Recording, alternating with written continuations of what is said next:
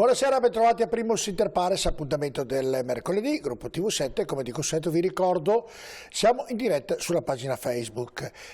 Questa puntata si divide in due parti, nella prima ovviamente parleremo dell'economia, che ovviamente con il nuovo governo ha fatto le manovre, sentiremo cosa ne pensa il Presidente della Confcommercio del Veneto, e nella seconda invece parleremo degli eventi che praticamente la provincia ha organizzato praticamente quasi tutto l'anno per la Regione Veneto con il vicepresidente della provincia Vincenzo Gottardo. Nella prima invece abbiamo ospite Patrizio Bertì, presidente della Confcommercio Veneto, presidente della Skompadova. Così, noi ci siamo visti tante volte, Bertì, nelle varie trasmissioni, non so se è mai venuto singolarmente nella mia, quindi sono fortunato di averlo. È il mio battesimo. È il suo battesimo, allora vi chiederò tante belle cose. Come mai poi, come va? La prima domanda che faccio ai miei ospiti quando vengono qui è come va? In generale, non con la carica che lei detiene. No, ma guardi, le devo dire che come imprenditore devo dire che dobbiamo Vede che già stando con me sorride, nelle risposte che sorride, vede? Cioè non è un'intervista normale, lei sorride, quindi inizia sempre bene, mi sento rilassato, a suo agio e rilassato. Agio, poi quindi succede che quando sarà bene le altre, però in questo è molto rilassato. Insomma, dopo lì ci sono provocazioni. L'ho interrotto perché ho visto il sorriso dalle sue labbra. Bene, grazie. No, dicevo che noi come imprenditori dobbiamo sempre vedere il bicchiere mezzo pieno, perché altrimenti... In generale le chiedo... In generale tutto, sì, e quindi, ma anch'io in generale dico l'imprenditore deve sempre avere fiducia e speranza di andare avanti nel domani, quindi per noi non esiste mai un problema, una crisi deve essere sempre una sfida che ti fa crescere, che ti rilancia nella tua attività. Questo è nel nostro DNA, uno se vuole fare imprenditore o queste caratteristiche o non è un imprenditore. Non stia adesso a fare la parte, io l'ho chiesto solo come va, bene, male, benino. Allora posso rispondere che insomma... Sopravviviamo, dai. Via. Come nasce Patrizio Bertin, la sua storia per diventare presidente della Confcommercio Veneto, prima ancora presidente della Skompadova? Come nasce? Lei è un'attività? Ce la vuole raccontare un po' la sua vita, com'è stata? Sì, ma è presto fatto. La mia vita, a parte io ero un panificatore, quando mi sono sposato ho scelto questa strada e ho preso un panificio. Ho preso un panificio con mia moglie, appena sposati proprio. Ma sapeva fare il panificio? Avevo un po' di infarinatura, però sono molto creativo io. L'avevo preso alla Madonna Pellegrina. No, dove aveva questa infarinatura? Da mio papà, perché anche mio papà ha cambiato tanti lavori nella sua vita, siamo una famiglia di imprenditori, però abbiamo sempre fatto imprenditori, dai miei zii, mio papà e tutti. Perfetto. E quindi ho cominciato la mia carriera così. Poi a un certo momento, insomma, fare il panificatore non è una cosa semplice, facile, ho smesso di fare il panificatore e mi sono messo sulle... Si guadagnava bene una volta con il pane? Molto. Ah, molto, beh, insomma è stato... Molto, devo dire, ci sono stati anni in cui si guadagnava parecchio a fare il panificatore, una vita di grande sacrificio, però si guadagnava, era un lavoro che ti dava soddisfazioni.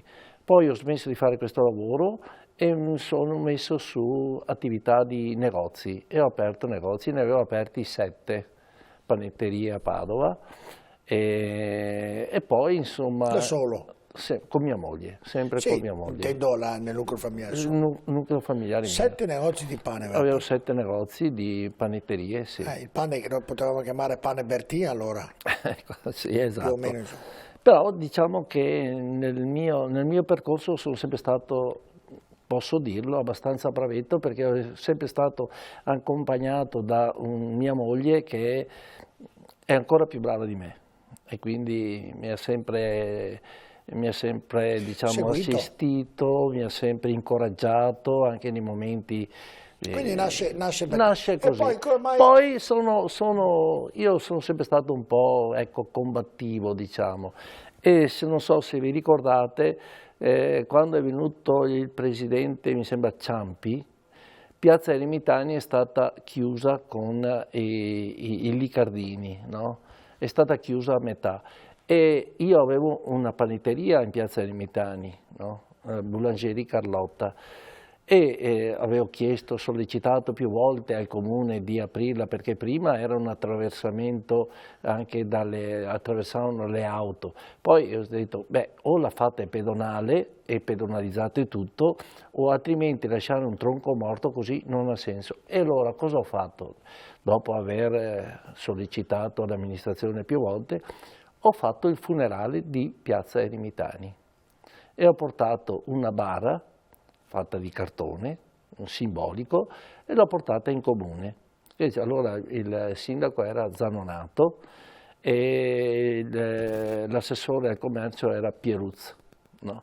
E così l'Ascom, che io non ho mai frequentato, diciamo, fatalmente si è accorta di questa manifestazione ed è venuto là il direttore e così, e mi hanno detto tu sei un combattivo, vieni con noi, dai che facciamo squadra, e così sono partito nel 2005 con l'ora presidente Zilio e siamo partiti assieme, insomma, ecco, e ho fatto un percorso all'interno, ho cominciato a capire i sistemi. E tutto quanto. Mi diceva prima Bertin che tra l'altro questo lavoro ormai è da molti anni che lo fa, cioè questa carica più che un lavoro, perché più che un lavoro è un grande impegno che le porta via molto tempo, non è retribuita, quindi un presidente della Confcommercio Veneto, un presidente dell'Ascom delle varie città del Veneto non prendono nemmeno un euro, cioè uno dice vabbè vengo qui per la gloria.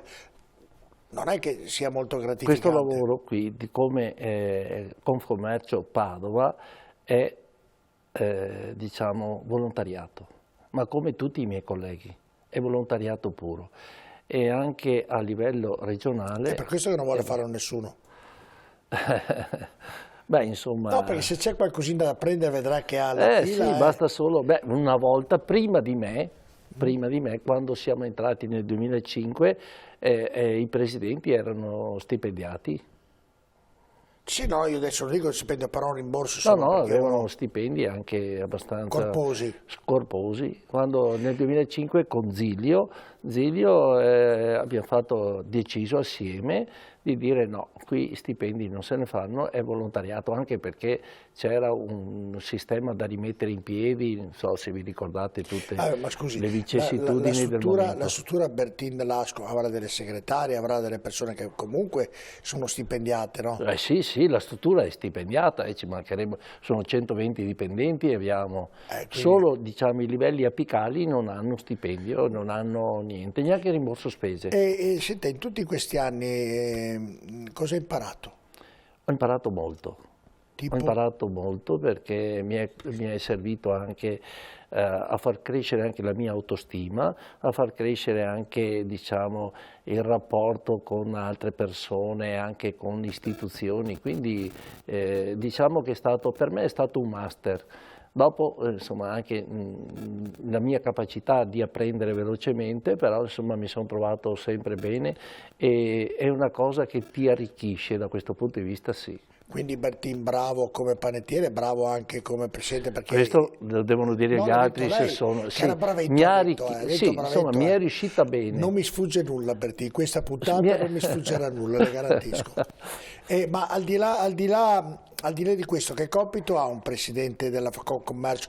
Mettiamo ovviamente dall'Ascom, che compito ha principalmente? Lei va in ufficio, si ritrova, è una carica istituzionale o è una carica decisionista? Beh, è una carica istituzionale perché ti devi sempre, io ho una giunta e un consiglio, quindi non sono io l'uomo di decisivo o decisore. Abbiamo una giunta e un consiglio dove noi portiamo tutti i temi e i problemi che ci sono inerenti alla provincia, alla città, tutto quello che c'è da discutere lo discutiamo assieme, prendiamo una linea che è quella che dobbiamo mantenere e andiamo avanti, e quindi c'è un dialogo con la Camera di Commercio, perché ci ricordiamo che in Camera di Commercio ci sono i rappresentanti rappresentanti delle categorie economiche, quindi è un compito istituzionale e anche insomma, importante. Le decisioni le prende solo lei oppure per prendere determinate decisioni deve ovviamente convocare tutta la giunta e tutto l'esecutivo? Beh, quando ci sono decisioni importanti da prendere, le prende la giunta e il consiglio assieme ai direttori, che noi abbiamo i direttori, quindi siamo un organismo che funziona su... Senta, prima poi andare nel lato pratico, la cosa che le è piaciuto di più in tutti questi anni che ha questa carica, qual è stata? Ma sempre il confronto con le istituzioni, è una cosa che mi ha sempre appassionato perché penso che il nostro contributo è servito a far crescere anche in minima parte, non voglio essere presuntuoso, ma anche la città e il territorio, perché tante iniziative le abbiamo fatte noi come Confcommercio, abbiamo sempre promosso qualcosa che dia un risultato alla città, quindi non solo con l'attenzione principale ai nostri associati, ma l'abbiamo fatto a 360 gradi, perché noi ragioniamo in questa maniera. Bene l'attenzione ai nostri associati, però nel sistema ci sono tutti e se portiamo beneficio a tutti con le nostre idee, portiamo beneficio soprattutto anche ai nostri associati. E l'idea che ha portato Bertì? Beh, io di idee ne ho portate parecchie. Mi dica quella che le è piaciuta di più? Beh, quella che non è ancora compiuta, l'Arena della Musica.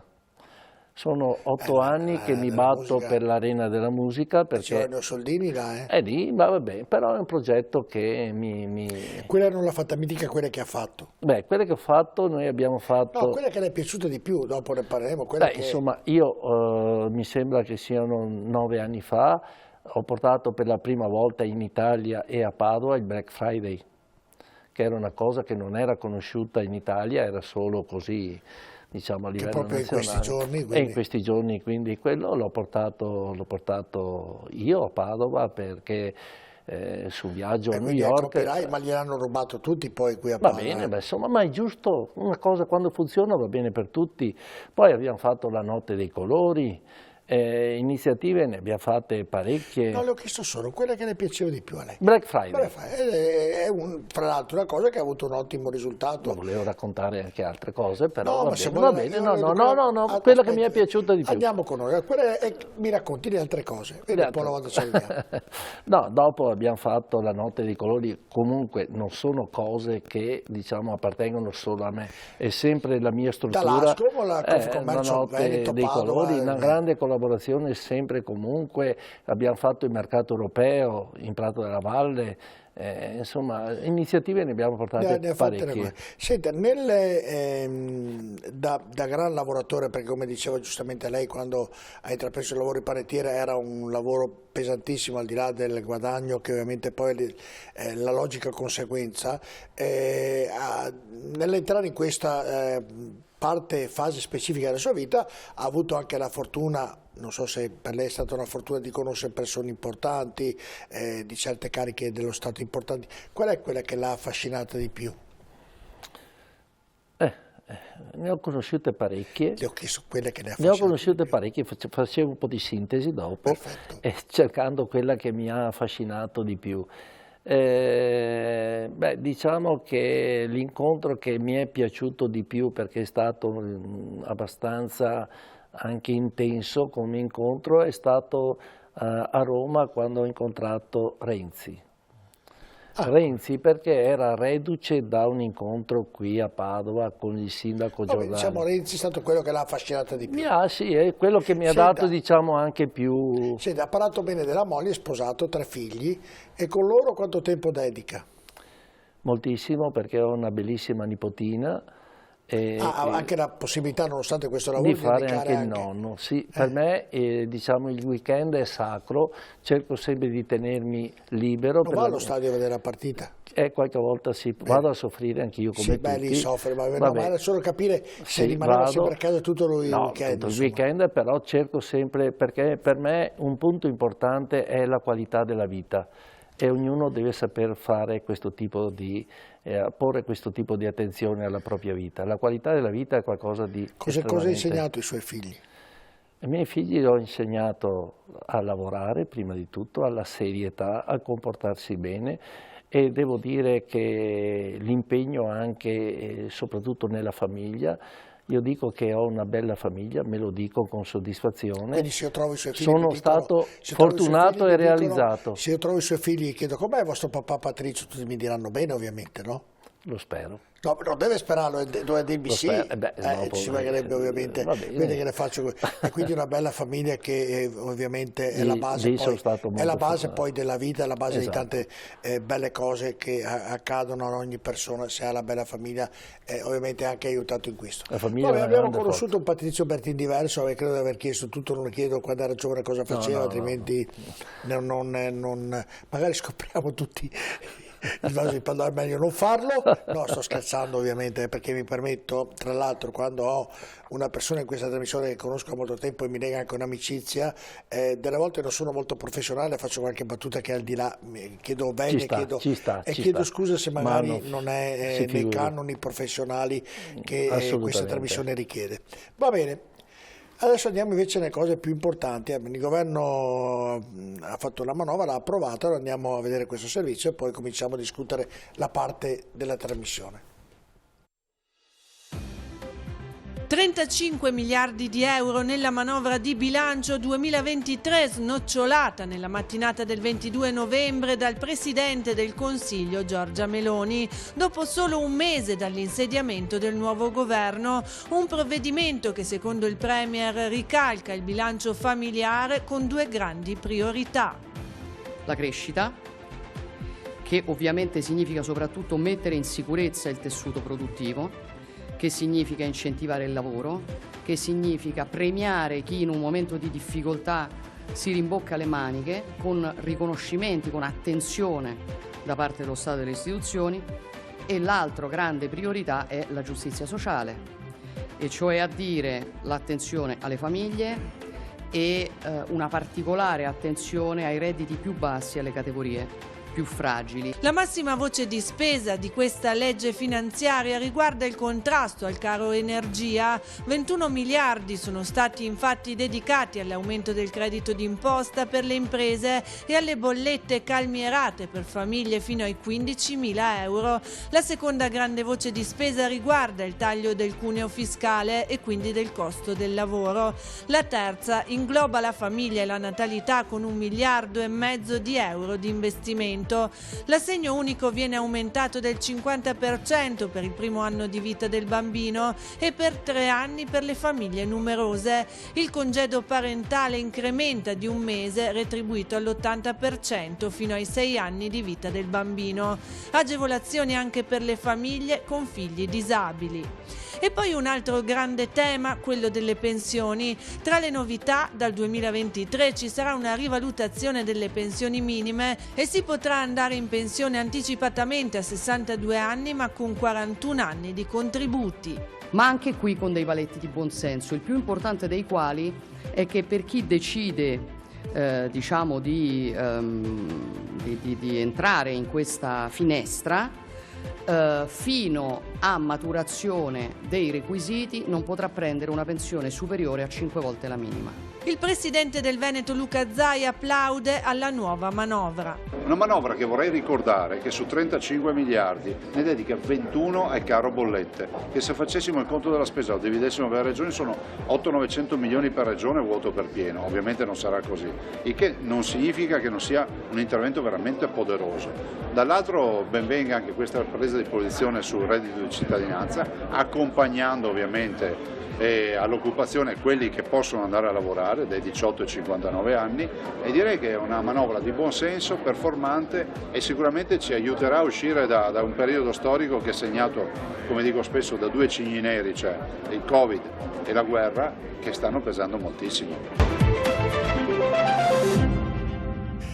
Ecco Patrizio Bertin, adesso andremo anche ad analizzare ovviamente questa manovra e nel ricordare, come diceva il Presidente Zaia, che usciamo da un Covid dove lei nelle mie trasmissioni parecchie implorava aiuti da tutte le parti, dove aveva paura che poi succedesse un finimondo, cosa che fortunatamente non è successa, e la stessa cosa è avvenuta subito dopo con la guerra, un periodo davvero non facili, insomma, per la politica e anche ovviamente per i cittadini. Allora adesso andiamo in pubblicità, poi ci racconterà cosa pensa di questa manovra. Rimanete con noi tra poco.